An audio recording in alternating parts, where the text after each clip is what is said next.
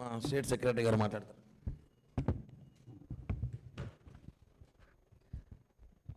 Print and electronic media వారికి నమస్కారం.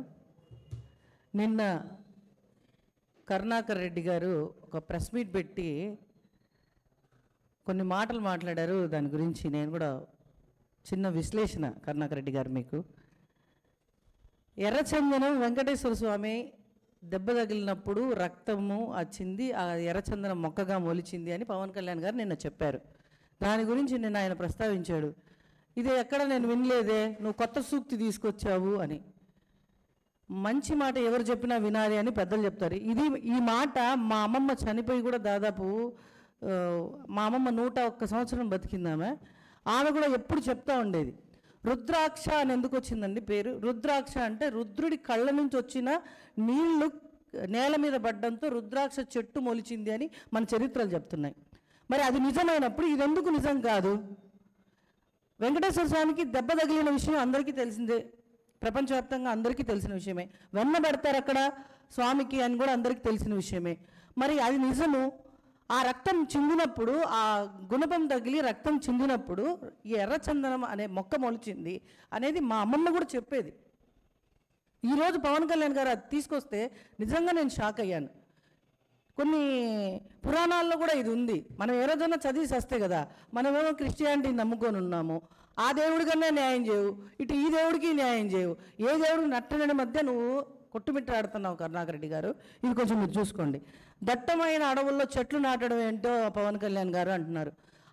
అడవులు అంతరించిపోతున్నాయి అని చెప్పి సర్వేలు జరిగి అడవులు అంతరించిపోతున్నాయని ఆయన పని చేసే శాఖకు ఆయన న్యాయం చేయాలని వచ్చి ఇక్కడ తిరిగి ఆయన, మేము కూడా చిన్నప్పటి నుంచి స్కూల్స్లో మాకేం చెప్పారంటే, మరి మీరు ఏ స్కూల్లో చదువుకున్నారో నాకైతే అర్థం కాలేదు, కానీ మట్టి బాల్స్ చేసి దాంట్లో విత్తనాలు పెట్టి అవి ఎండబెట్టి అడవుల్లోకి విసిరేస్తే చాలా మంచిది, ఫ్యూచర్ తరాలకి ఉపయోగపడతాయి అని చెప్పి మేము కూడా ఎక్కడైనా స్కూల్స్కి వెళ్ళి చెప్పేటప్పుడు మేము ఈ విషయాన్ని విశ్లేషిస్తాము. కానీ మీకు ఈ మాత్రం ఇంగిత జ్ఞానం కూడా లేదు అంటే, ఆయన అంతరించిపోతున్న అడవుల్లో ఇంకా మొక్కలు నాటండి. మన ఎన్నో ఫైర్ యాక్సిడెంట్స్ జరుగుతాయి, ఎండల కాలం అడవులు సగం కాలిపోతాయి. అప్పుడు మళ్ళీ చెట్లు వేసే బాధ్యత మనదే అని గుర్తు చేశాడు కరుణాకర్ రెడ్డి. అది గుర్తుపెట్టుకోవాలి కరుణాకర్ రెడ్డి గారు. మీరు ఎర్రచందనం వైసీపీ హయాంలో ఉందే అంతా ఎర్రచందనం అని చెప్పి అన్నారు. వైసీపీ హయాంలో ఎర్రచందనం అయితే అంతకుముందు ఎర్రచందనం దొరికిందంతా మీరు అమ్ముకున్నారా? లేకపోతే ఇప్పుడు అయ్యో ముందుగానే తెలిసింటే ఈ ఎర్రచందనం కూడా మేము అమ్ముకునే వాళ్ళమే, ఇంత ఎర్రచందనం ఉందే మాకు తెలియకుండా అని బాధపడుతున్నారో నాకు అర్థం కావట్లే. పవన్ కళ్యాణ్ గారు ఫోటోలకు ఫోజులు ఇస్తారంట. అసలు ఫోటోలకు ఫోజులు ఇవ్వడంలో మీరు బాపులకే బాబు అని చెప్పి ఆ విషయం ఎవరికి తెలుసు? మీరు ఎమ్మెల్యే పోటీ చేసే ముందు ఎన్ని స్టంట్లు చేశారో తిరుపతిలో అందరికీ తెలుసు. ఎందుకంటే చెత్త బండి దొక్కారు, చెత్త ఎత్తారు, చిన్న పసిపిల్లల్ని ఎత్తుకొని మీ ఓవర్ యాక్షన్లు అంతా తిరుపతి జిల్లా అంతా చూశారు.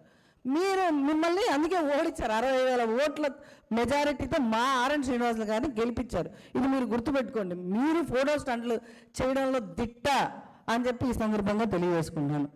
ఒక నైట్ ఇక్కడ ఉండలేకపోయారు, ఆయన ప్యాంట్ అలా వేసుకొచ్చారు, అటవీ శాఖకు సంబంధించిన ప్యాంట్ వేసుకున్నారు.